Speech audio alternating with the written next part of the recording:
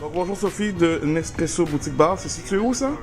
2045 sur Crescent. Ok, donc là tu vas me faire un café. Quel genre de café tu vas me faire? Un café espresso tricorsé qui vient du Brésil et Guatemala. Ok. On a juste à insérer la capsule. On referme et on appuie sur place. On a une échelle qui va de 2 à 10, celui-ci c'est 12, c'est juste pour donner une image. Ok. C'est très intense au niveau des arômes. Pas forcément beaucoup de caféine, ça n'a rien à voir. Ok, on va essayer ça sur Nespresso 12 sur l'échelle de café.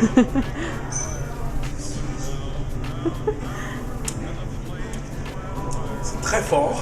Très corsé, intense, C'est avec des notes de clou de girofle, notes de muscade.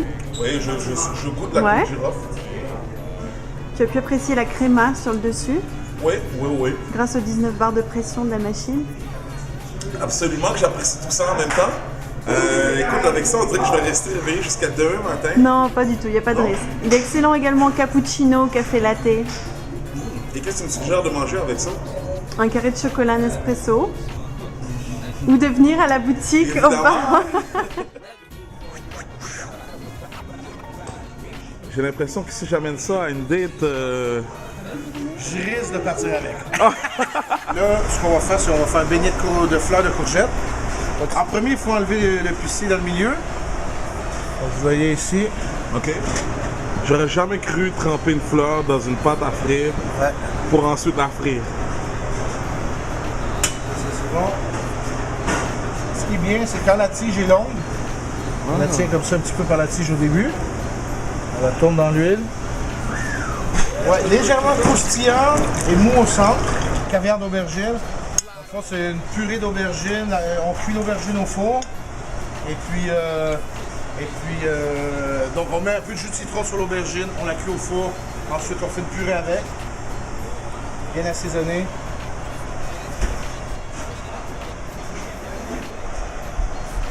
Donc ça, c'est une huile de pamplemousse.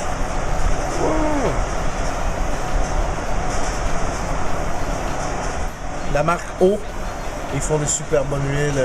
Donc ici, vous voyez Ruby Grapefruit, le pamplemousse rose. Ok, nice. Pendant ce temps-là, en cuisine, ça travaille fort.